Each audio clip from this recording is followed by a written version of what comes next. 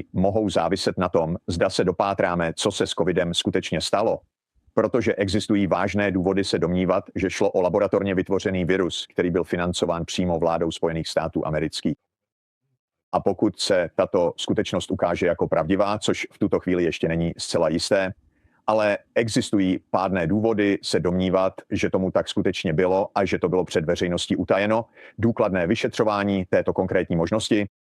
Dovolte mi říci, že jsem několik let předsedal komisi pro lékařský časopis Lancet ohledně covidu. A jedním z témat, kterými se tato komise zabývala, byla otázka původu viru SARS-CoV-2, který způsobil pandemii a způsobuje onemocnění. A touto otázkou jsme se podrobně a intenzivně zabývali. Procházeli jsme veškeré důkazy a rovněž i forenzní důkazy. A když mluvím o forenzních důkazech, mám na mysli vyšetřovací postupy, které sledovala řada odvážných investigativních novinářů. Protože vláda Spojených států nejednala čestně a vědci spolupracující s americkou vládou také nejednali čestně. Moje zkušenosti s těmito otázkami sahají více než čtvrtstoletí zpět, protože jsem radil Světové zdravotnické organizaci v otázkách pandemických onemocnění. Hrál jsem přímou roli při navrhování a vytváření globálního fondu pro boj proti AIDS, tuberkulóze a malárii a otázkou patogenních nemocí se zabývám už velmi dlouho. Dovolte mi znovu na začátku naší diskuse říci, že nevíme. Podívejme se na celý příběh o původu tohoto viru. V současnosti existují samozřejmě dvě hlavní vědecké hypotézy. Jedna je, že pochází z volné přírody a druhá, že vznikl jako důsledek vědeckého laboratorního experimentu. A věřím, že převaha důkazů svědčí pro tuto druhou možnost, ale neřekl bych, že je to jednoznačné. Probíhal ten experiment ve Spojených státech amerických? Ano, skutečně velmi výrazně. Opět se v současnosti nabízí hned několik různých výkladů toho, jak mohlo ve skutečnosti dojít k laboratornímu vytvoření anebo následnému úniku tohoto viru. Ale myslím si, že převaha důkazů u této hypotézy ukazuje, že základní vědecká práce na vytvoření takového viru, pokud k tomu skutečně došlo, by probíhala ve Spojených státech. Ačkoliv rozsáhlé laboratorní testování a možný náhodný únik viru mohl nastat v Číně, bylo naprosto jasné, že zde dlouhodobě probíhal společný americko-čínský výzkumný program, který byl financovaný specializovanou divizí pod vedením Tonyho Fauciho při Národních zdravotních ústavech. Samotná podstata a charakter této výzkumné činnosti, její celkové pozadí a vysoká pravděpodobnost, že právě tato práce zapříčinila vznik viru zvaného SARS-CoV-2, zůstaly před zraky americké veřejnosti zcela utajeny. A mnoho klíčových faktů, které by bylo možné přímo zjistit, zůstává nadále skryto. A dovolte mi, abych zde prohlásil, že za jakýchkoliv okolností je podle mého osobního názoru probíhající vyšetřování Randa Paula naprosto vynikající, správné, odvážné, přesné, bez osobní msty.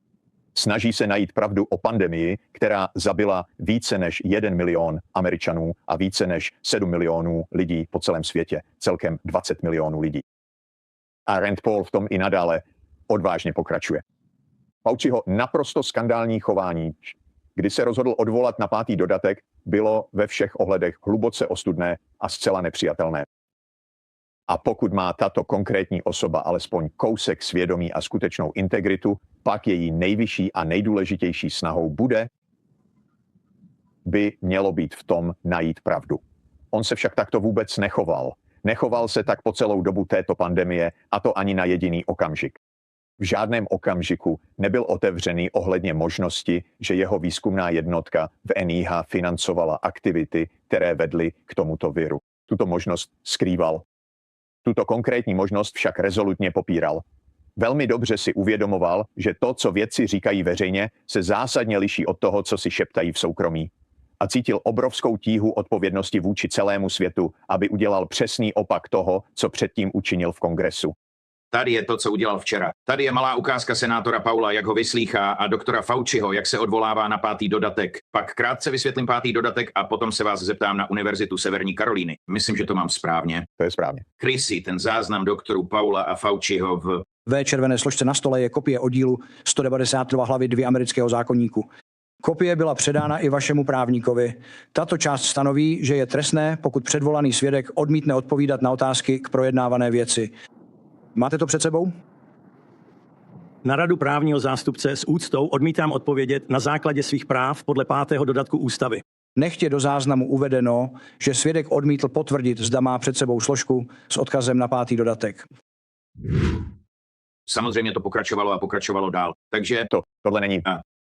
znáte zákon, profesore Saxi, ale jen to chci říct naprosto jasně. Když přijímáte stranu, samozřejmě ji nemusíte přijmout. Nikdy jsem neslyšel, že by to někdo odmítl. Ale když ji přijmete vědomně nebo nevědomně, se vzdáváte svého práva podle 5. dodatku ve věcech, na které se vztahuje milost. Milost, kterou mu udělil prezident Biden, pokrývala každý federální zločin, kterého se mohl dopustit od své plnoletosti až do 20. ledna 2025, což je datum udělení milosti.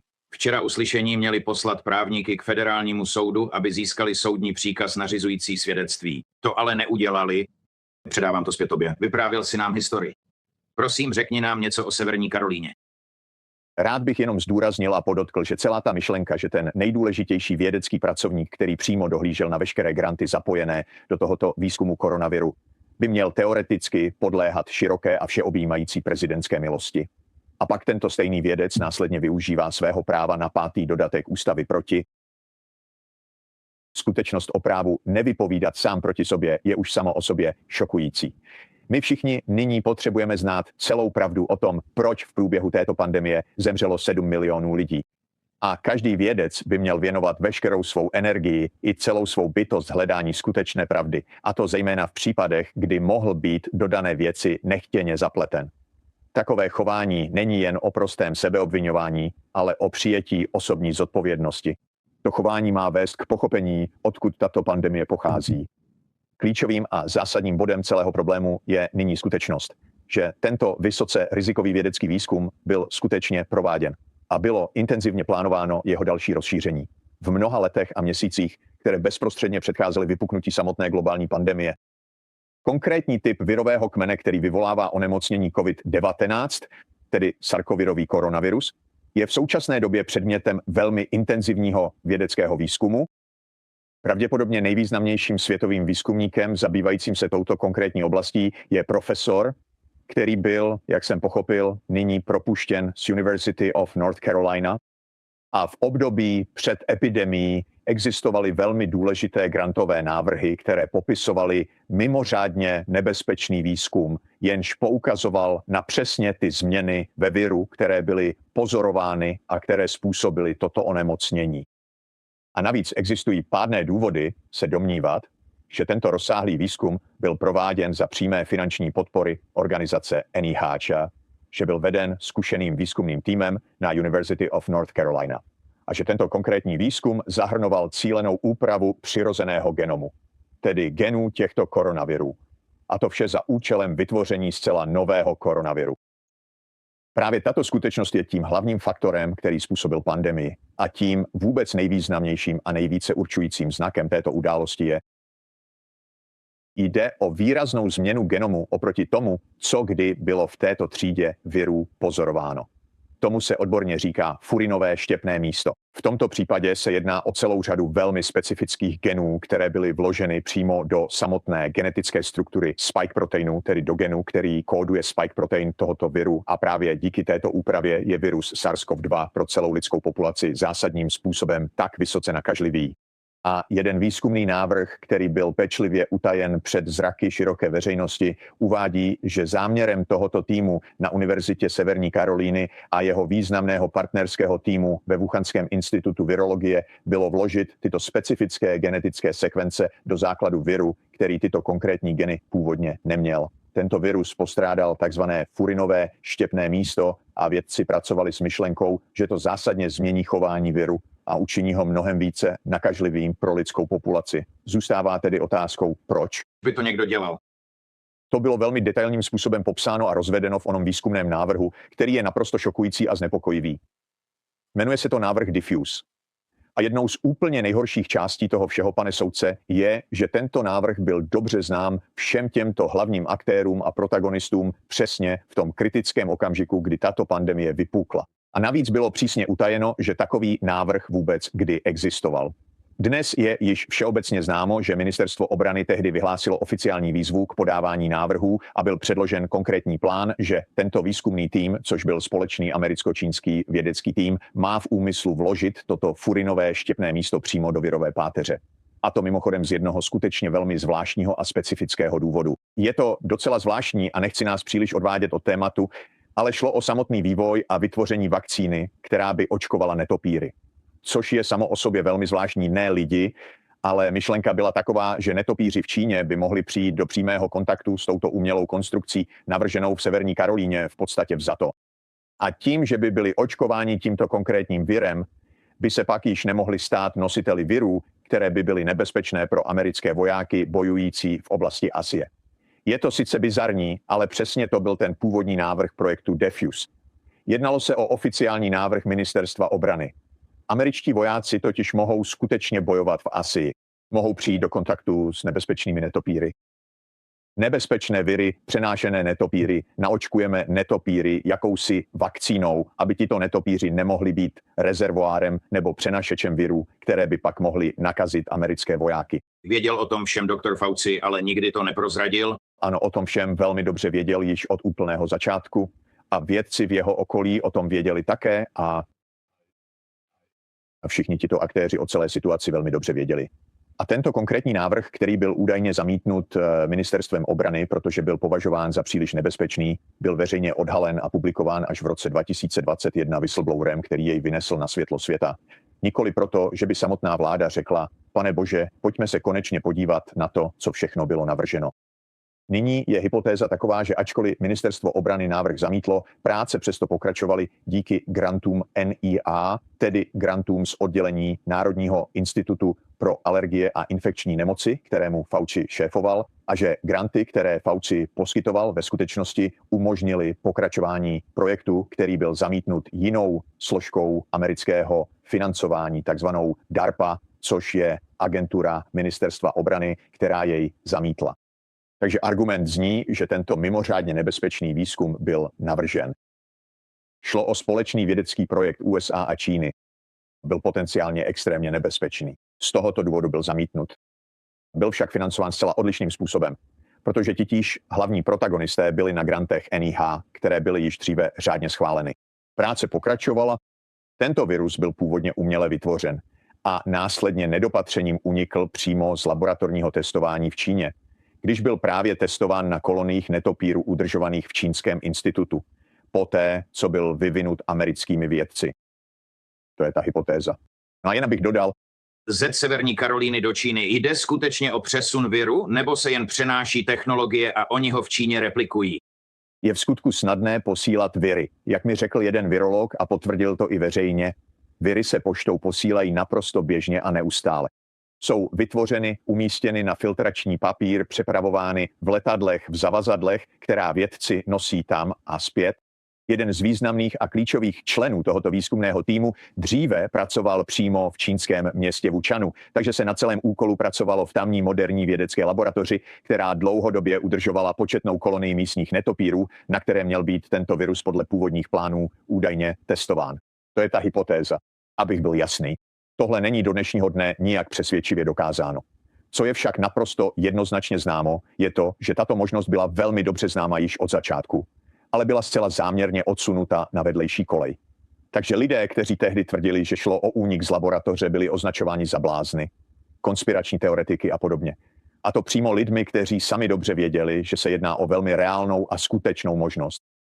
Množství lží, které bylo sdělováno americkému lidu v raných a kritických dnech pandemie, je nyní již plně zdokumentováno, a to zejména díky četným únikům dat, svědectvím whistleblowerů a zveřejnění informací na základě zákona o svobodném přístupu k informacím. A Fauci byl rozhodně součástí toho všeho. Jeho chování bylo ostudné. V březnu 2020 byl publikován článek, který se stal jedním z nejvlivnějších, nejčtenějších a nejstahovanějších vědeckých článků v moderní historii, nazvaný Proximální původ SARS-CoV-2. Pamatujte, že SARS-CoV-2 je název viru. Takže ten článek se jmenoval Proximální původ SARS-CoV-2 a byl publikován v časopise Nature, což je jeden z předních vědeckých časopisů na světě. A v onom článku se tvrdilo, že jde o přírodní virus. A záměrně se přitom zatajily informace, které tito vědci sami dobře znali a soukromně o nich diskutovali. A které je tehdy vedly k přesvědčení, že ve skutečnosti existuje velmi reálná možnost, že jde o laboratorní výtvor. Tato konkrétní představa tu v podstatě neustále přetrvává už více než 6 dlouhých let, nebo bych měl spíše říct, že to trvá už od samotného vypuknutí tehdejší epidemie. Myšlenka, že únik z laboratoře je zcela nepodložený a výstřední nápad, nebo že šlo o manipulaci s beta koronavirem, která byla přímo financována Spojenými státy americkými a vedla k tomuto vypuknutí, a že je to jen bláznivá konspirační teorie, byla veřejně a důrazně prosazována doktorem Antonym Faucim a těmito vědci, i když v soukromí on sám otevřeně přiznal, že to mohlo být i něco úplně jiného. Celkové veřejné chování a vystupování v této věci bylo naprosto ostudné. Pokud jde o závažné forenzní důkazy, řekl bych, že to, jak lidé neustále lžou a snaží se všemi prostředky aktivně zakrývat a popírat tuto reálnou možnost, je podle mého názoru samo o sobě velmi odhalující.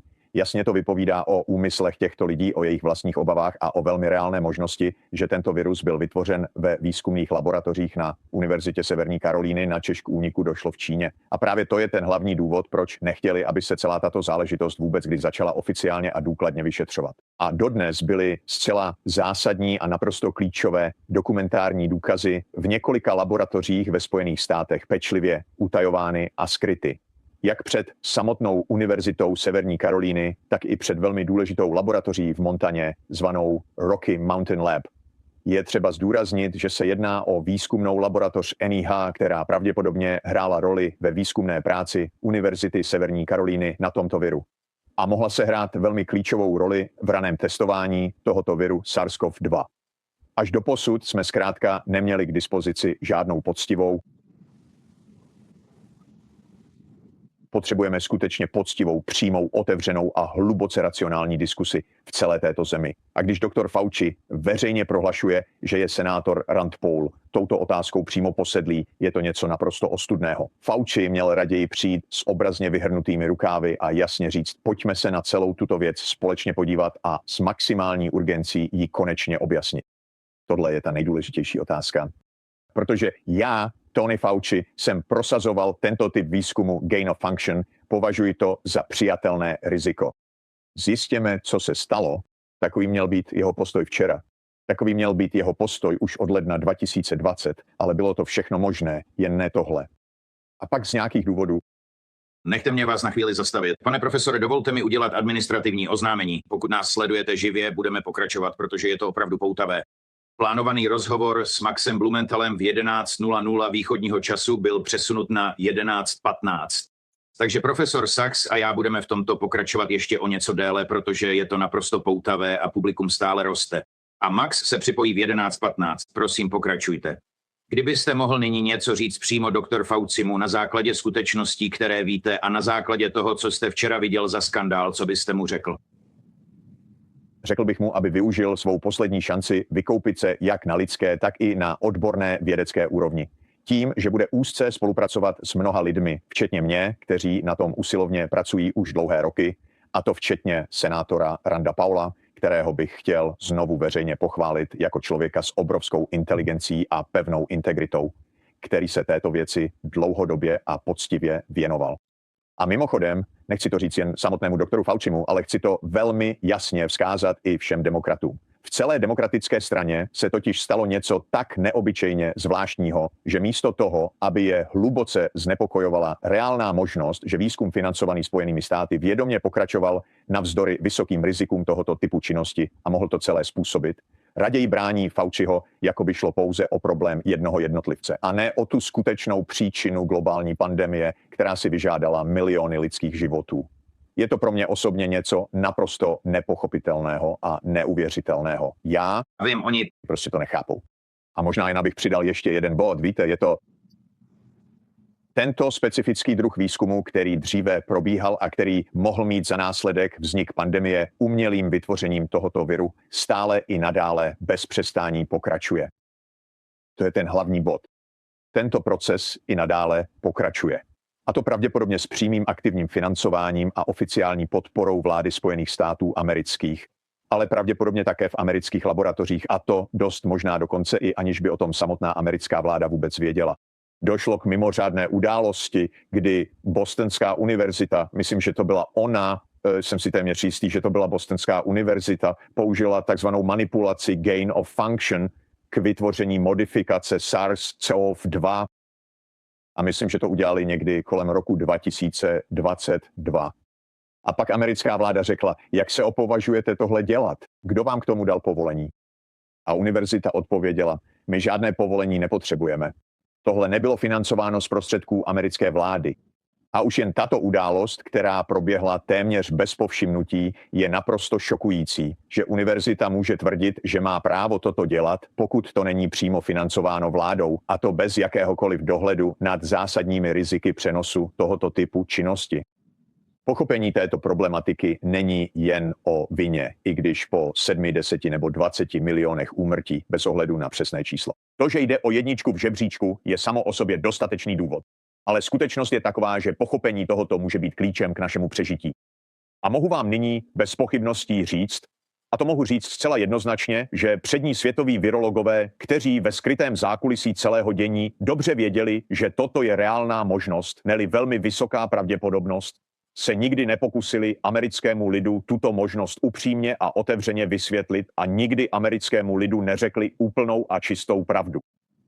A naše noviny uvedu jako příklad New York Times, protože jejich chování mi přišlo buď šokujícím způsobem nekompetentní, nebo šokujícím způsobem koupené. Nevím, která z těchto možností to byla a je to tak dodnes. Ale stále prezentují tento příběh, jako by šlo o obtěžování tohoto skvělého vědce, místo aby šlo o otázku hledání pravdy. A zpravodajství New York Times jen za posledních pár dní, ostatní jsem nezkoumal. Jak víte, jsem v Asii a nemohu číst všechny části amerických zpráv, ale zpravodajství New York Times je ostudné. Ostudné proto, že se jedná o aktuální vědeckou otázku, která je řešena s takovou nešikovností, až je to šokující. Nejde tu o Randa Paula versus Tonyho Fauciho. Pokud jde o původ tohoto viru, existuje vážný důvod se domnívat, že nám nebyla řečena celá pravda o tom, co je skutečně známo. A že existuje důvod se domnívat, že buď důkazy dosud nebyly zveřejněny, nebo možná byly záměrně zničeny. Ale tyto klíčové důkazy, podrobné laboratorní záznamy z University of North Carolina, záznamy z laboratoře v Rocky Mountain Lab, tyto granty, a to nejen samotné návrhy grantů, ale i interní hodnocení grantů NIH od lidí, kteří jsou do celé této záležitosti přímo zapojeni. Tyto dokumenty nebyly nikdy zveřejněny. Nebyly dosud zveřejněny. Možná je někteří lidé prověřili, ale jiní ne. Byl zde pokus nějakým způsobem svalit vinu na Čínu. Tohle je další druh úskoku nebo odvedení pozornosti, protože pokud k úniku došlo v Číně, je pravděpodobné, že pokud šlo o únik umělého viru, je velmi pravděpodobné, že samotný virus byl vytvořen ve Spojených státech. Páni, A tento naprosto základní bod je stále odsouván stranou. A je dost možné, že zpravodajská komunita řekla všem těmto kongresmanům a senátorům, držte se dál. Vlastně nevím, co to je, ale dobře vím z vědeckého hlediska, jak snadno by se dala americká strana systematicky, objektivně a nezávisle podrobně prozkoumat. Mimochodem. A mohli bychom konečně zjistit, že to není pravda, nebo je to naopak pravda. správně. Pane profesore, Jednoduchý fakt, co nenastal. Pane profesore Saxi, opět jste příkladem intelektuální. Čtvrtek 30. července 2026. Nyní se k nám připojuje Max Blumenthal. Maxi, chci s tebou mluvit o tvé žalobě proti Ministerstvu vnitřní bezpečnosti kvůli tvému nezákonnému zadržení na letišti Dallas. Ale než se k tomu dostaneme, mám pár otázek ohledně premiéra Netanyahua. Zmínil si jeho poslední cestu do Washingtonu, která se časově shodovala s pohřbem senátora Lindseyho Grahama. Nevím, jestli tam byl hlavně kvůli pohřbu, nebo jestli mluvil hlavně s Trumpem, ale za chvíli se tě na to zeptám, protože jsi to označil za zoufalé. Proč označuješ Netanyahuovu poslední cestu před 2 dny za zoufalou? No, od té doby, co jsem minulý pondělí nabídl svou analýzu na Grayzone ohledně Netanyahuovy 8. cesty do Washingtonu, kde se setkal s někým, koho sám považuje za svého zaměstnance, prezidentem Donaldem Trumpem, od chvíle, kdy se Trump vrátil do úřadu na 2. funkční období. Objevily se nové informace nebo úniky z Trumpovy administrativy, že Trump je stavem války frustrován, chce najít cestu ven, ale nemůže, cítí se v pasti. Už vůbec netuší, o čem ta válka je, stejně jako americká veřejnost. 2/3 americké veřejnosti válku silně odmítají. Válka selhala, Strategické ropné rezervy v USA jsou nyní na nejnižší úrovni od roku 1983, ale ve skutečnosti jde o bezprecedentní krizi. A je to vlastně z velké části vina Donalda Trumpa, který minulý únor následoval Netanjahuovy pokyny. Takže Trump je nucen se s touto realitou vypořádat, zatímco se Netanjahu vrací. A teď je to naprosto jasné každému, kdo není buď ideologicky likudník, sionista, nebo na izraelské výplatní listině, že USA a Izrael mají v Iránu velmi odlišné zájmy a velmi odlišné cíle. Trumpovým cílem je nyní vrátit se ke stavu před 28. únorem, kdy byl Hormuzský průliv otevřený a není toho schopen dosáhnout. Předseda sboru náčelníků štábu Dan Kane v podstatě prohlásil, že pro USA neexistuje žádné vojenské řešení otevřít Hormuzský průliv vojenskou silou. Iránští vyjednavači dospěli k závěru, že není možné vyjednávat s tak proradnou vládou, jako je ta Trumpova, která je tak pevně pod kontrolou Izraelců. A tak Donald Trump provádí bombardování a různé útoky bez jakéhokoliv výsledku. Netanjahu má jiný cíl než Trump. Trumpovým cílem se zdá být bombardovat, dokud se neobjeví dohoda, která ho z toho vyvane. A to se nestane. Je v pasti. Netanjahuovým cílem je udržet USA zapojené a zainteresované v této válce nějakým způsobem, protože izraelským cílem je zničení státu, zničení iránského státu. Nejen Islámské republiky, ale i balkanizace Iránu, což by vedlo k milionům migrantů. Ale samozřejmě by šli do Evropy, což by vedlo k ekonomickému kolapsu. Už teď směřujeme k ekonomickému kolapsu. A Izrael je prakticky jedinou zemí na planetě, která nepocítí důsledky. To pohání tuto agendu. Netanjahu proto zoufale potřebuje Trumpovo zapojení. Čas se krátí, jak se blíží volby v polovině období. Páni, pokračuje stále to násilné zabíjení v Gaze? Pokračuje stále to zabíjení a ty nezákonné krádeže půdy na západním břehu? A stále ještě IDF usmrcuje nevinné lidi v jižním Libanonu? A pokud ano, proč se o tom v západních médiích vůbec nemluví? No, zabíjení v Gaze pokračuje každý den.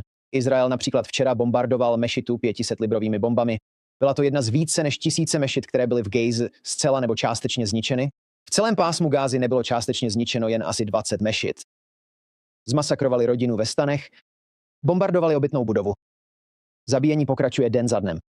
A v Gaze operuje rozsáhlá síť, která je místními obyvateli v Gaze neformálně označována jako síť Avichai Adry, pojmenovaná právě podle arabsky mluvčího izraelské armády. Tato síť se plně spoléhá na různé spolupracovníky podporované Mossadem nebo Shin Betem, kteří poskytují cíle a následně vytipovávají konkrétní jednotlivce k atentátům a zabíjení. A to vede k naprosto děsivému násilí, protože Izrael buduje písečné valy, které v podstatě vytvářejí novou apartheidní zeď. A násilně obsadili téměř 60% celého území Gazy. Za neustále se posouvající žlutou čárou. Lidé v Gáze, populace čítající přes 1 milion, 1,5 milionu obyvatel, byli nuceně natlačeni do vězení pod širým nebem. To území je nyní o 60% menší než dříve a fakticky se jedná o nebezpečnou zabijáckou zónu. Stalo se tak po údajném příměří, které bylo schváleno takzvanou Radou míru minulého roku. A Rada míru neudělala nic, aby vynutila příměří, protože Rada míru byla jednoduše nástrojem pro izraelskou rekokupaci Gázy. Zatímco izraelští osadníci pochodovali směrem k pásmu Gázy a dovnitř něj, prohlašovali svůj úmysl se zjevnou podporou této osadnické izraelské vlády budovat nové osady na tomto ukradeném, etnicky vyčištěném území. Proč je Trump najednou stichá Maxi ohledně Gázy, západního břehu a Libanonu? Před několika málo týdny údajně používal vulgarizmy, aby donutil Netanjahu a změnit jeho postoj k těmto otázkám, ovšem zcela bezvýsledně. Ale za poslední 3 týdny jsme od něj neslyšeli vůbec ani slovo k žádnému z těchto 3 horkých míst. No, nejsou na mediálním radaru. Donald Trump slíbil příměří jen proto, že chtěl získat Michigan a tuto cestu na poslední chvíli podnikl s Tomem Barakem a dalšími arabskými prostředníky ze své mafie do Dearbornu na poslední chvíli. Zatímco Kamala Harris v podstatě úplně ustoupila od arabskou americké komunity, která podporovala demokraty od roku 2000 nebo 2004. A pak, jakmile to udělal, zajistil krátké příměří a poté ukončil veškerý tlak na Izrael, protože Jared Kushner a Steve Witkoff převzali otěže a lidé v Gaze začali mluvit o Witkoffových masakrech. Každý masakr, který se odehrál během příměří, začali nazývat Witkoffovými masakry. Na západním břehu administrativa Donalda Trumpa republikánští spojenci v kongresu oficiálně prohlásili západní břeh za Judeu a Samaří v kongresové rezoluci. Ani neuznávají západní břeh jako okupované území. Mike Huckabee je velvyslanec, působí v podstatě jako reciproční nebo doplňkový velvyslanec této izraelské osadnické vlády. A izraelský ministr obrany Israel Katz právě ve svém novém prohlášení uvedl, že Izrael už nebude uznávat terorismus osadníků jako takový. Jenom Palestinci mohou páchat terorismus. Podle zákona tzv. Civilní správy, která je ve skutečnosti vojenskou okupací, Takže on pevně a hrdě prohlašuje, že Izrael je apartheidní stát. A když pak osadníci vyjdou a bodají Palestince, střílejí po nich pro zábavu, masakrují jejich stáda ovcí, to není terorismus. Možná je to sebeobrana. Jenom Arabové mohou páchat teror. A nakonec Shin Bet pod vedením Netanjahua zvrátil rozhodnutí zakázat fašistickou stranu, kterou vede někdo jménem Baruch Ben Yosef, který je vrahem amerického občana, regionálního ředitele, západního regionálního ředitele americko-arabského výboru proti diskriminaci Alexe Odeha prostřednictvím bombového útoku v roce 1984 v Orange County, pokud se nemýlím, utekl do Izraele. Dali mu úplnou imunitu před trestním stíháním. A teď může vést politickou stranu. A je mentorem izraelského ministra bezpečnosti Itamara Ben-Gavira, který je fakticky zodpovědný za izraelské policejní síly, jež nedělají nic proti vlně mafiánského násilí v izraelských městech, stejně jako proti drobné kriminalitě. V arabských komunitách v Izraeli, takže tohle je prostě, Izrael je v tuto chvíli už úplně ztracený a Donald Trump jim dal všechno, co chtěli. Podpořila nedávno třetí nejvýše postavená osoba na ministerstvu spravedlnosti za Trumpa to, co bylo řečeno v jednom z pořadů na Foxu o masakrování Palestinců. Sid Rosenberg, nevím, jestli ho znáš. Znám Sida. Co si o něm myslíš? No, je to zapálený fanatický sionista. Myslím, že ani nejde najít dost silná slova, která by ho popsala. Jo, kromě toho, že vypadá jako párek v rohlíku, který zůstal příliš dlouho na rožni na čerpací stanici, je to fanatický sionista, který, myslím, přišel o spoustu míst šokujícího moderátora, ale nějak se mu podařilo vrátit zpět do hry. Vede celou tuhle kampaň, která má vykreslit zvoleného starostu New Yorku, Zorana Mamdaniho, jako džihadistu, který by neměl mít povolen vstup na Ground Zero během vzpomínkových akcí k 11. září. Zajímavé je, že Benjamin Netanyahu, který v jednom projevu, myslím, že v Herzli v roce 2012, otevřeně prohlásil, že 11. září bylo pro Izrael dobré, by tam podle Sida Rosenberga mohl být vpuštěn, ale Rosenberg byl hostem v pořadu Fox and Friends, ranní show na Foxu, a označil Mamdaniho za teroristu a džihadistu, který možná ani nebyl zvolen. A řekl, že musíme najít způsob, jak se ho nějak zbavit, což mi zní jako podněcování. A Harmet Dillon, která je třetí nejvyšší představitelkou na ministerstvu spravedlnosti, zodpovědnou za oddělení pro občanská práva, které bylo v podstatě využíváno jako oddělení židovské nadřazenosti a které opustilo veškerou svou tradiční chartu občanských práv, podpořila to, co řekl a uvedla, že Sid ví, o čem mluví na Twitteru. Moderátoři Foxu byli skutečně otřeseni komentáři Sida Rosenberga a jeden z nich řekl, tady už si trochu zahranou. Ale třetí nejvyšší představitelka Trumpova ministerstva spravedlnosti podpořila tuto výzvu k násilnému podněcování. Jak kdo je Harmeet Dillon? Ona prostřednictvím své právnické firmy Dillon, kterou, myslím, nyní vede její bratr, zastupovala federálně registrovaného izraelského zahraničního agenta, známého jako Show Faith by Works, kterému izraelské ministerstvo zahraničí zadalo smlouvu na $3,2 milionu na geofencing. Evangelikální kostely v USA, přičemž každý, kdo vstoupí na jejich pozemky, je vystaven izraelské propagandě a platit evangelikálním influencerům v USA, aby prosazovali izraelskou propagandu. Takže celá tato administrativa je prostě zamořená de facto izraelskými agenty. A měl bych zmínit, že šéf Centcomu, Brad Cooper, nyní prosazuje dvoutýdenní kampaň eskalací a bombardování v Iránu. A kdo mu radil? Mark Dubovitz z Foundation for the Defense of Democracies, což je hlavní izraelský think tank ve Washingtonu, který byl podle svých zakládajících dokumentů původně založen jako EMET za účelem zlepšení obrazu Izraele v Severní Americe. Takže se nacházíme ve velmi nebezpečné fázi, ve které Izrael aktivuje všechny své agenty v USA, aby podněcovali násilí proti starostovi New Yorku a rozpoutali násilí proti Iránu v prohrané válce. Já obvykle s tebou nepouštím žádné ukázky, protože tvá analýza je tak cenná a máme tak málo času, ale musím pustit Sida Rosenberga. Jo, to musíš vidět, abys tomu uvěřil. Přesně tak, správně. Chrisy, střih číslo 1. Je nevyhnutelné, že prezident Trump bude muset udělat to, co nechce. Což znamená jít tam s tímto masivním totálním útokem. Neexistuje žádný jiný způsob, jak to zastavit. Neexistuje žádný jiný způsob, jak to ukončit. Jakmile to začneš, Midnight Hammer byl super, Epic Fury byl super, jakmile začneš, musí to mít konec. A jediným koncem je úplná kapitulace Iránců. Nerad to říkám, ale úplné vyhlazení. Podívej, máme armádu, máme námořní pěchotu. Z nějakého důvodu nejsou tam proto, aby ti na letišti podali ruku. Rachel, rozumíš? Jsou tam z určitého důvodu. Nemáme povinnou vojenskou službu, takže tito odvážní muži a ženy vědí, do čeho jdou. Tohle je válka. Nechceme oběti, ale tohle je válka. Válka, co začala před 47 lety a začali ji oni. Morální je sice říct, nechci, aby děti umírali. Cítím to též, ale musíme vyhrát. Teď můžeme vyhrát, bez nasazení vojáků v terénu. Možná to dokážeme, nevím. Nejsem Jack Keane, nemám takové informace, pokud to zvládneme takhle skvěle. Ale pokud to v určitém bodě bude vyžadovat nasazení vojáků, abychom tu válku vyhráli, právě proto se přihlásili, bojovat za tuto zemi, bojovat za prezidenta Trumpa a zbavit svět zlých zvířat, jako je íránský režim. Pokud necháte IRGC u moci, budeme mít stejné problémy za 5 let, za 10 let. Až velký prezident Trump, promiňte, už tu nebude. Takže v tuto chvíli nemáme jinou možnost, než tam jít. Změna režimu, jsou to špinavá slova, je to součást vítězství ve válce. Nakonec. Uvědomte si, že vojáci, námořníci a mariňáci se přihlásili, aby bojovali za prezidenta Trumpa. Bojovat za prezidenta Trumpa. On tím myslí boj za Izrael. Jsou to stejné argumenty, které používají stejné postavy, co dostali Trumpa do této války pro Netanyahua, o které mluvíme. Přesně tak. 3 muži jménem Mark Thiessen, Mark Dubowitz a Levin. Mark Levin, samozřejmě. Všichni tak nějak splývají do jedné likudnické masky. A pak je tu Ben Shapiro, který řekl téměř totéž, použil úplně stejné argumenty jako Sid Rosenberg a řekl, že je v pořádku, když přijdeme o vojáky. V této válce přijdeme o vojáky. Bohužel pro tyto vojáky je Trump vyřadil ze seznamu vojáků nebo příslušníků ozbrojených sil, kteří přišli o život v této válce, protože údajně byli zabiti během příměří, v němž USA eskalovala a útočila na Irán, tak zemřeli za Izrael. Jsou to jen izraelské elektrárny jako Sid Rosenberg, kdo prosazují tato témata. Téměř nikdo jiný to nedělá, rozhodně ne členové americké veřejnosti. V jakém stavu je váš soudní spor? Byl jste nezákonně zadržen ministerstvem vnitřní bezpečnosti na letišti Dulles. Vaše digitální zařízení vám byla nelegálně zabavena. Vláda to uznala, když vám je vrátila do 24 nebo 48 hodin. Máte skvělé právníky na občanská práva, kteří tlačí vládu ke zdi. Myslím, že jste se objevil před soudkyní Leonie Brigham buď včera nebo předevčírem. Jaký je stav soudního sporu? Pokoušela se vláda případ zamítnout a neuspěla?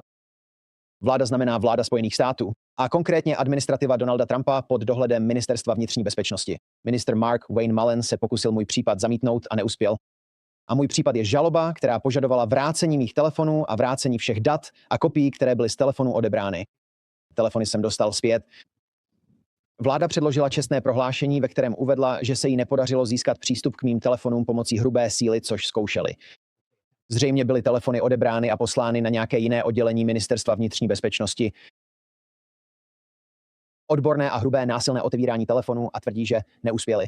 Jsem si docela jistý, že už dříve lhali. Nemůžeme jim věřit na slovo, takže jsme šli k soudu. Včera jsem stanul u okresního soudu pro východní obvod před federální soudkyní Leonou Brinchamou. Konstatovala porušení mých práv podle 4. dodatku ústavy, když se vláda pokusila o běžnou i pokročilou prohlídku mých telefonů. Uznala, že jsem novinář.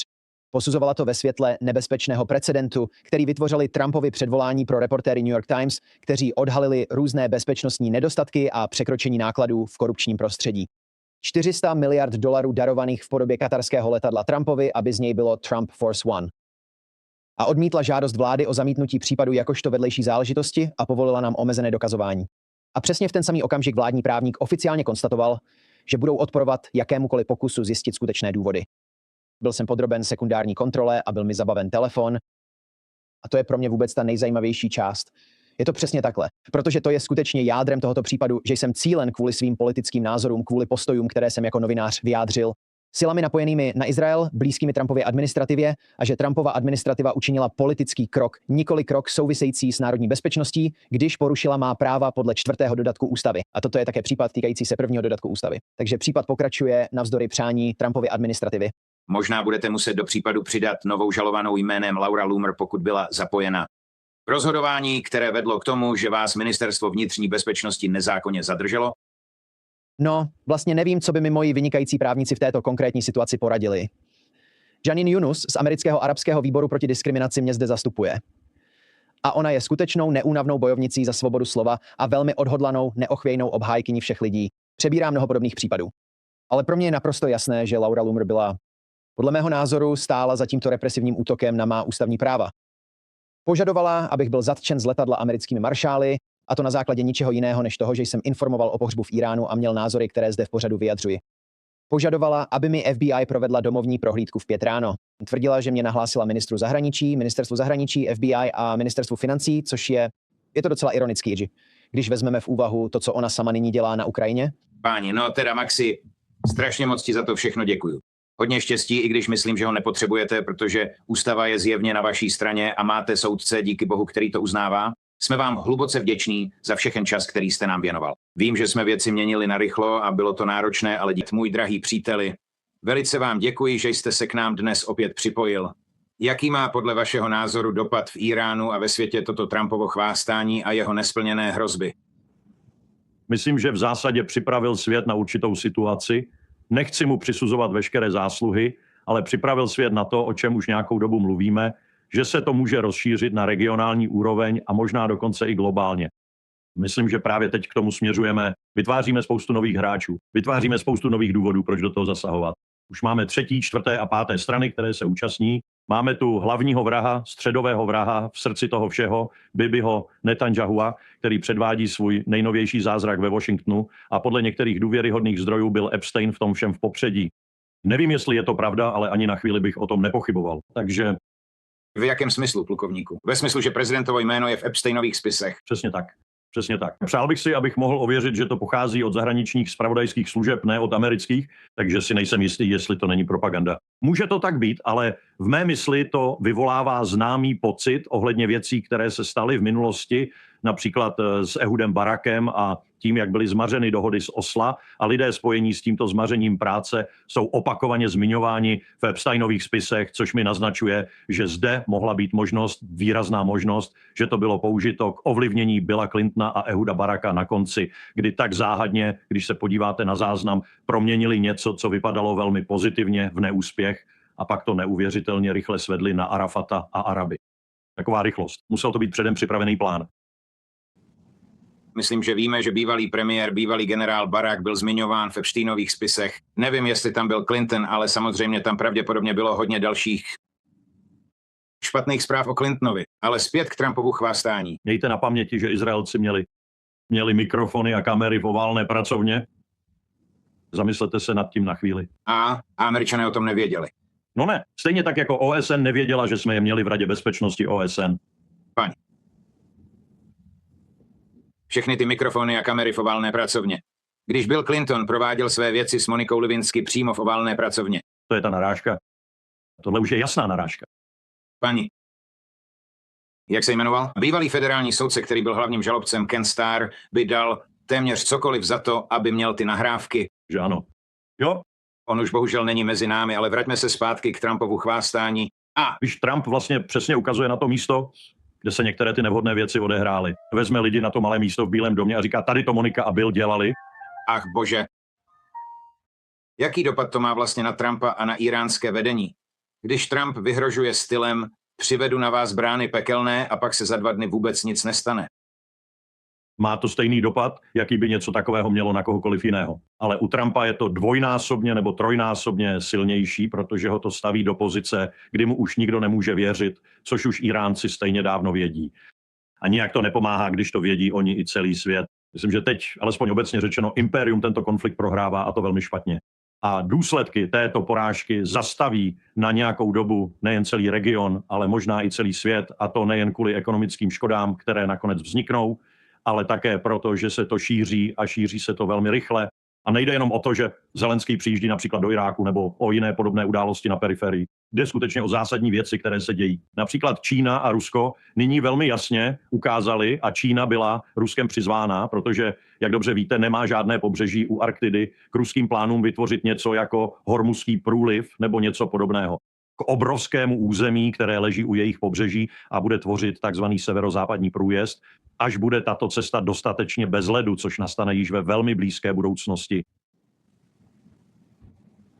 Provést operaci napříč celou délkou a šířkou Severního ledového oceánu. A snažíme se zjistit, co se tam nahoře děje. Vzpomeňte si, jak jsem říkal, že se rozvíjí bojiště od Arktidy po Čáh Bahar a Bandar Abbas. Pravdivější slova jsem snad nikdy neřekl. Proč si myslíte, že Trump, abych použil hovorový výraz, by z toho vycouval? Ale proč si myslíte, že Trump nesplnil svou poslední hrozbu? Minulé úterý a středu hrozil, řekl, že se to stane minulý týden a nic se nestalo. No, Část důvodu. generál Kane ho od toho odradil. Já Chápu, že mezi Bradleym Cooperem, velitelem amerického centrálního velení, a Kingem nebo Kanem, který je předsedou sboru náčelníků štábů, probíhá velká bitva. Protože, podívejte se, soudce, předseda sboru náčelníků štábů musí naslouchat všem velitelům sjednocených velení. Indo, Pacom, Eukom, Afrikom musí naslouchat všem. Kromě centrálního velení na Cajna křičí všichni ti sjednocení velitelé a říkají: spotřebováváš moje válečné zásoby. Spotřebováváš to, co potřebuji k realizaci svých plánů, pokud je budu muset uskutečnit ve svém prostoru. Tohle je opravdu hloupé. Tady Chris ukáže na celé obrazovce zprávu od NBC News. Trump je rozčilený údajně podle interních informací ohledně Iránu, protože se nejvyšší představitelé nemohou shodnout na strategii, tvrdí zdroje. A pak je tu odpověď od našeho přítele a kolegy Joea Kenta. To je důvod, proč nezačínáte válku, aniž byste jasně definovali, čeho chcete dosáhnout. Děkujeme, Joe. Kene. Definování způsobu, jakým dosáhnete cíle, předvídání reakcí nepřítele a stanovení měřítek, podle kterých poznáte, že jste ho dosáhli. Jinak nevyhnutelně skončíte s tím, co máme teď, bombardovací kampaní, která hledá strategii. Hádám, že souhlasíte. Naprosto souhlasím. Řekl bych to stručně. Řekl bych, že prezident určuje politiku. Politika je zbavit se jaderného programu. Armáda pak navrhuje tuto strategii. A jaká je ta strategie? Bombardovat je k smrti. No, To nefunguje. děkuji. Pane plukovníku, proč to teď tak natahujete? Proč je Trump najednou tak sticha ohledně toho masakru v Gaze, ohledně přítomnosti jednotek IDF a zabíjení v Libanonu a ohledně pokračující krádeže půdy a vražd na západním břehu? 3 týdny. Zpátky? Obvinoval za to všechno osobně Bibiho. Myslím, že jedním z důvodů je, že se začíná jasně ukazovat jako hlavní viník, jako spoluviník v tom všem. A nechce být takto označován. Pokud už něco, raději by byl za viníka označen Bibi Netanyahu, který není zvolený a je mimo úřad, ale rychle se z toho stává jeho vlastní záležitost. Víte, on obvinoval Bidena, že má na svědomí všechny tyto války. No, teď se všechny tyto věci vracejí Trumpovi jako bumerang. A jak asi víte, tato skupina se rozpadla. Lidé, kteří darovali peníze, někteří z nich dokonce hodně peněz té skupině, té mírové skupině v Gaze, o všechno přijdou, protože se tam nic neděje. A rozpadá se to. Rozpadá se to přímo kolem samotné struktury, pro kterou to bylo vytvořeno. A i Kushner a Witkov na tom prodělají. Myslím, že ve skutečnosti každý, kdo do toho investuje peníze, čas, úsilí a energii, o všechno přijde, protože Izrael to naprosto ignoruje. A teď si to konečně začínají uvědomovat. Stejně jako Organizace spojených národů. Plukovníku, skoro se bojím odpovědi na tuto otázku.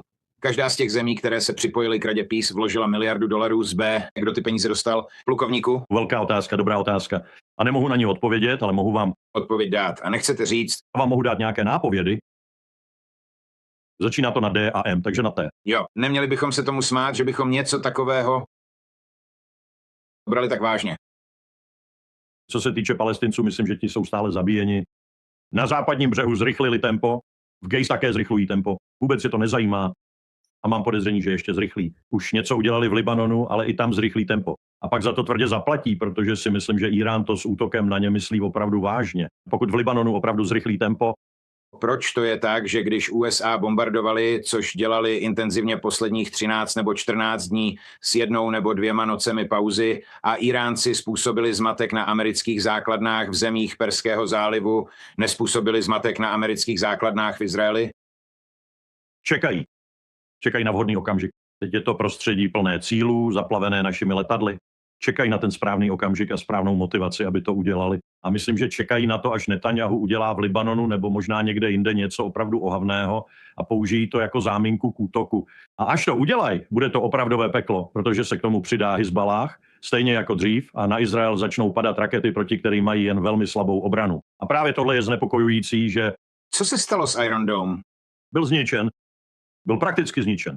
A Podívejte na jejich rafinerie. Už ani nezvládnou vyrábět JP4, JP5 a JP8 letecké palivo. Zajímalo by mě, kde teď budou brát letecké palivo. Možná je to jeden z důvodů, proč teď moc nelétají. Kromě toho, že Natinero ví, že by měl problémy, kdyby létal, chce, aby Spojené státy udělali všechno za něj. A mimochodem, jedním z důvodů, proč teď můžeme pokračovat, je to, že v podstatě používáme jen dams. To jsou obyčejné hloupé železné bomby různých hmotností, kolem kterých je nasazená sada, která jim dává dolet asi 40 kilometrů a je chytrá, protože sada jim poskytuje navádění z letadla, ze satelitů nebo odkudkoliv. To je to, co dostali Saudové, aby mohli útočit na Husije ve válce. Ta byla nekonečná ještě předtím, než jsme začali s tímto chaosem.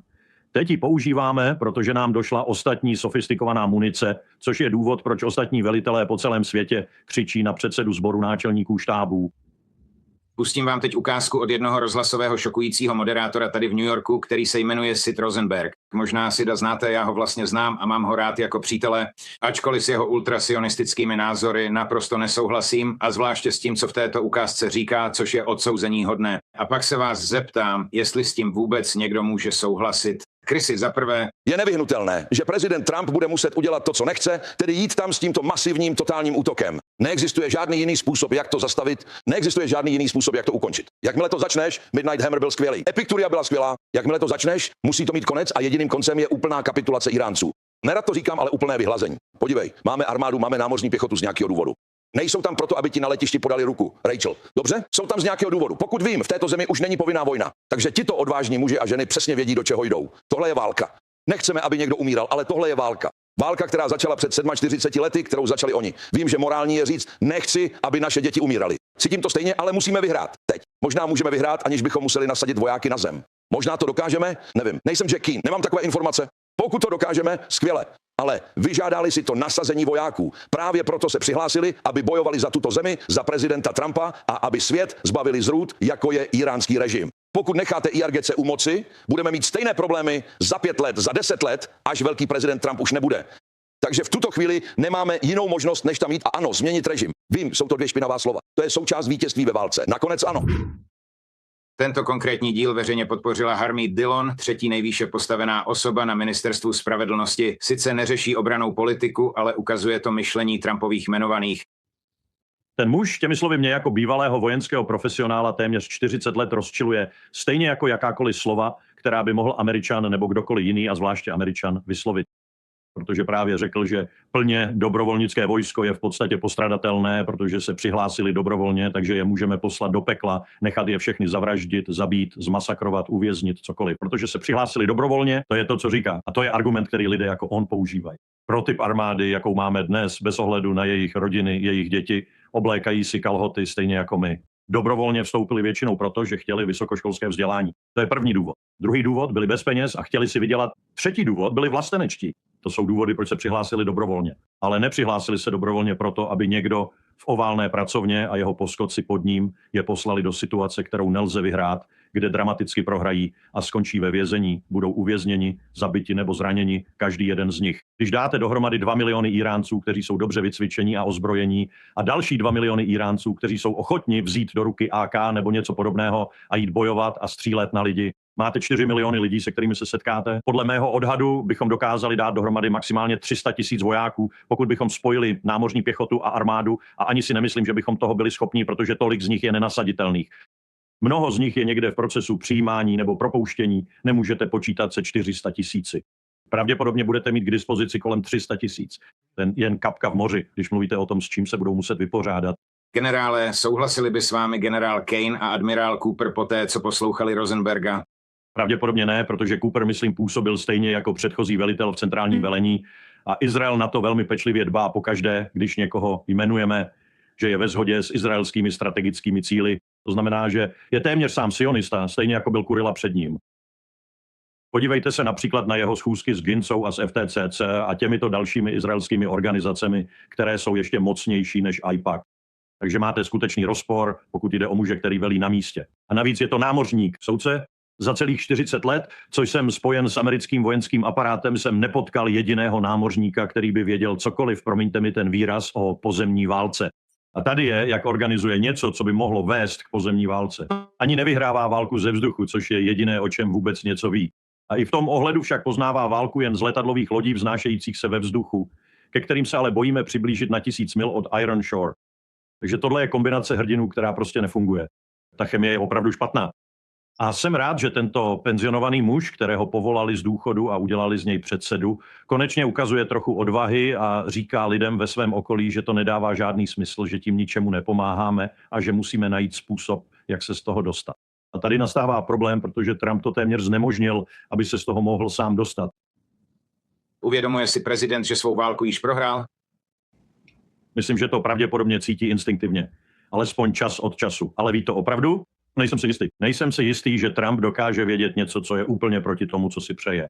To je součást jeho povahy. Problém. Wow. A myslíte, že Netanyahu mu, obrazně řečeno, nedávno při jejich soukromém setkání zkroutil ruku? Myslím, že se to stalo. Nevím, jestli bych věřil té zahraniční zpravodajské informaci, ale alespoň mi to zní pravdivě. Ať už to byl Epstein nebo něco jiného, nasazení finančního faktoru nebo cokoliv dalšího. Nemyslím si, že to proběhlo tak hladce, jak by Netanyahu chtěl, aby si jeho lidé doma mysleli. Víte proč? Jediný důvod, proč to dělá, jediný důvod je přijít sem a získat podporu, aby mohl být znovu zvolen. To je to, co ho motivuje. Ukázat, že to zvládne a že je jediný, kdo dokáže jednat s americkým prezidentem.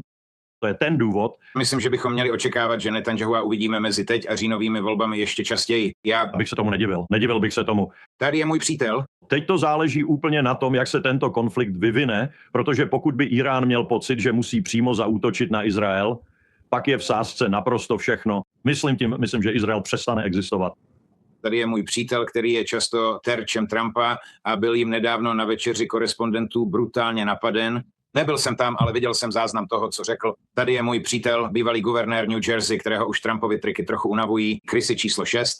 Tam nejsou žádné známky toho, že by v Iránu vítězil. A Iránci se naučili, stejně jako mnozí z nás v této zemi, že silácké řeči jsou jen silácké řeči. Kolikrát už jim vyhrožoval, že je vybombarduje zpět do doby kamenné, vybombarduje každou elektrárnu, každý most a pak nakonec vždycky couvne. Myslí si, že je to realitní obchod, že když bude dělat ramena, někdo jiný se na tu nemovitost dívá a vy musíte hned nabídnout, že to nějak zařídí. Tohle v mezinárodní diplomacii nefunguje. A rozhodně to nefunguje na Iránce. Představení skončilo.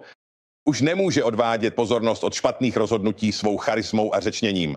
Už tomu nikdo nevěnuje pozornost. Lidi už ta show nudí a Iránci si toho všeho všímají, Marta, a nebudou ho brát vážně. Je v tom hodně pravdy. S jednou věcí bych ale nesouhlasil. Myslím, že je to trochu zásadnější, pokud jde o rovnováhu sil a nakonec i poměr moci. Iránci ji mají a my ne. Takže to pro Trumpa představuje značný problém. I kdyby si to uvědomoval, a to je to, na co narážel, myslím, že to je přesné, Trump neví, jak se z něčeho takového dostat. Neví, jak uniknout. slouží Hexet Trumpovi dobře tím, že mu předkládá různé možnosti a dává mu jasná doporučení? Nebo je to jenom tak, že, pane, řekl jste skočit, jak vysoko? No. Nejsem tam, ale podle všeho, co slyším od lidí, kteří tam občas jsou, nebo jsou, na základě námitek, ne. Všechno, co dělá, je, že mu dá to, co chce. A on je velmi dobrý v tom, že dokáže rozšifrovat, co si dotyčný přeje, a pak mu to prostě dá. A nezáleží na tom, jestli to, co mu právě dává, je v souladu s předsedou a ostatními poradci, nebo ne. Hexet to změní tak, aby to bylo. Může předseda sboru náčelníků štábu nesouhlasit s ministrem obrany v přítomnosti prezidenta Spojených států? Viděl jste to někdy? Rozhodně. Colin Powell to udělal dvakrát, výrazně a silně to udělal dvakrát. Nová novela zákona Goldwater-Nichols k zákonu o sociálním zabezpečení z roku 1947 mění vše, co se týká předsedy. A Powell to zavedl do praxe naprosto dokonale. Samotný předseda má právo jít za prezidentem, pokud zásadně nesouhlasí s čímkoliv, co se děje ve sboru náčelníků štábů nebo se samotným ministrem obrany. Powell tehdy v obou případech řekl Dicku Cheneymu, že jde za hávu Bushem. V obou případech mu Bush jednou uspořádal oběd v jídelně. Jindy šel do oválné pracovny. V obou těchto případech se Bush nakonec rozhodl pro Powella a Cheney byl natolik velkorysý, že si to vůbec nevzal osobně a nesnažil se Powella za to potrestat. Teď je to zákon. Předseda je, pokud jde o radění ministru obrany, Radě národní bezpečnosti a prezidentovi Spojených států, stejně mocný jako kdokoliv z této trojice. A kongres byl velmi zdrženlivý to udělat. A když nakonec překonali své obavy, bylo to proti všem radám zakladatelů, pokud chcete dát jednomu člověku veškerou tu vojenskou moc. Ale nakonec to udělali a přijali to. A způsob, jakým to vyřešili, byl v podstatě ten, že řekli, že musí konzultovat s ministrem obrany, než půjde s nesouhlasem za prezidentem. Ale může jít za prezidentem s nesouhlasem. Budou Iránci jednat se Spojenými státy bez předchozích gest dobré vůle, jako je například uvolnění miliard dolarů v západních bankách, které Spojené státy zmrazily? Bomby mají tu vlastnost, že zavírají všechny možnosti. Myslím, že Iránci se na tyto možnosti připravili a zocelili se vůči nim. Myslím, že teď je to válka. Je to válka až do hořkého konce. Je to válka až do konce 93 milionů Iránců, válka až do konce iránského státu. Bude muset dojít ke změně režimu. To je to, co bude muset se stát. Nemyslím si, že jsou ještě otevření nějaké politice. Z obavy z použití jaderných zbraní? Rozhodně. A nejen tam. Teď mám velké obavy i ohledně toho, co se aktuálně děje na Ukrajině, protože Putin, Lavrov a další v bezpečnostním a diplomatickém aparátu nás už mají zkrátka plné zuby. Mají toho dost. Vědí velmi dobře, že jsou ve skutečné válce s NATO a hledají způsob, jak NATO, respektive Washingtonu, jasně ukázat, že si to uvědomují. A jediný způsob, jak to budou moci udělat, je udeřit naprosto zuřivě a velmi silně na nějaký cíl v zemi NATO, na nějaké strategické, zpravodajské, operační nebo logistické zařízení, které zcela prokazatelně podporuje válku na Ukrajině. Budou v tomto ohledu takto opatrní. Ale nevím, jestli to udělají pomocí rešníků nebo celé skupiny nebo jak. Ale určitě zasáhnou nějaký cíl v zemi NATO, protože už toho mají dost. Tady je bývalý ministr zahraničí Blinken, který má samozřejmě na rukou krev kvůli masakru v Gejs. Přesto podle mého názoru dává smysl jeho hodnocení rozhodovacího procesu prezidenta Trumpa ohledně Iránu. Chrissy, střih číslo 7. Teď jsme v situaci, kdy se zdá, že prezident je zahnaný do kouta, ze kterého se nemůže dostat. Někteří to nazývají pastí eskalace. Myslel jsem si zpočátku, že bude opravdu sevřený dvěma věcmi. Trhy na jedné straně, munice na druhé, trhy v tom smyslu, že čím déle to bude pokračovat. Viděli jste, jak ceny benzínu stoupají rychle, spotřebováváme velké množství klíčové munice, jak obranné, tak útočné, kterou možná budeme potřebovat v jiných oblastech světa jako odstrašení. A myslím, že prezident ví, že k tomu existuje dobrý důvod. Jedna administrativa za druhou, zatímco se snažila zajistit, aby Irán nikdy neměl jadernou zbraň, byla velmi opatrná v tom, jak to děláme, a zejména se vyhýbala situaci, kdyby si Iránci mysleli, že je jejich režim existenčně ohrožen, jak si to zjevně myslí nyní. Věděli jsme, že jednou z věcí, kterou by mohli udělat, je uzavřít Hormuzský průliv a bylo by pro nás velmi obtížné jej znovu otevřít bez nějaké pozemní invaze do Iránu, země s 90 miliony obyvatel. A kromě toho máme v regionu vojáky, kteří by byli ohroženi, a co jsme viděli, uzavřeli průliv a zabili naše vojáky. Takže to nebylo promyšlené. A kromě toho je nyní velmi, velmi obtížné se z této situace dostat. Vynechal jednu velmi důležitou věc, soudce, a já bych ji nikdy nevynechal. Kdybych kritizoval Bidenovu administrativu na rozdíl od Obamovy, například proto, že vím, jak moc byl proti JCPOA. To vynechal. Vynechal skutečnost, že druhý prvek, jaderný program, který podle mě je nakonec ještě důležitější než samotný průliv nebo MUS, vynechal, že o to se postaral prezident Obama. Joe Biden na základě jeho rady a rady Jakea Sullivana neudělal vůbec nic, aby to obnovil. A teďka jsme tam, kde jsme. Ano, mohli to obnovit poté, co to Trump téměř doslova, nebo možná doslova, nevím, roztrhal během svého prvního období. Nemyslím si, že by Trump mohl od Iránců získat lepší dohodu. A Bůh mi odpusť, že bráním Johna Kerryho, než jakou John Kerry vyjednal pro tu JCPOA. Ani já ne. A myslím, že Trump by vzal i něco menšího, aby zamaskoval tenhle chaos. Přesně tak. Ale teď se k němu už nedostanou. Teď mu to nedají. Myslím, že už vyrobili 1 až 3 jaderné zbraně. Zajímalo by mě, kdo vlastně vyrobil jadernou zbraň. Larry Johnson to ve svých projevech opakovaně zdůrazňoval. Opakovaně očekává, že je otestují jeden k použití, k testu, aby světu ukázali, že ji mají. Ano. Peter varuje před 3. světovou. Johnson věří, že to donutí USA a Izrael k ústupu. Myslím, že je to přiměje k zamyšlení. Pamatuji si, asi Hersh o tom podle mě přesně informoval, že Izrael s pomocí Jihoafrické republiky otestoval v oceánu ne 1, ale 2 bomby. V té době jsme přesvědčovali Jihoafrickou republiku, aby se vzdala jaderných zbraní, ale oni je chtěli získat. Nakonec se toho vzdali pro náklady, bylo to prostě obrovské, ale Izrael je použil k otestování hned 2 bomb na moři. Byl Netanyahu osobně zapojen do krádeže amerických jaderných tajemství, aby izraelští vědci mohli nelegálně postavit svou bombu? Bylo do toho zapojeno tolik lidí, soudce, že bych se mýlil, kdybych řekl, že on ne. Možná ne přímo, ale rozhodně nepřímo. A pokud si přečtete knihu Cy Hershe, která je podle mě v zásadě přesná, pochopíte, jakou vlastně zradou, jakým zrádcem byl Jonathan Pollard, co nám udělal. A mimochodem soudce sekce 224 a sekce 219, které se nyní zřejmě dostanou do NDA, která právě prochází kongresem, tu vlastizradu zlegalizují. Zamyslete se nad tím na chvíli. Chystáme se zlegalizovat to, co ten parchant Jonathan Pollard, který měl být oběšen, dokud by nebyl mrtvý, udělal. My to zlegalizujeme. Jonathan Pollard ukradl tajné materiály, které následně poskytl svým pánům v Tel Avivu. A ti je pak prodali? Ano. Právě těm Sovětům? Ano. A prodají to tomu, kdo nabídne nejvíc a kdo se o ně v budoucnu postará, až velký šéf odejde. Wow. Dokonce i v tuto chvíli.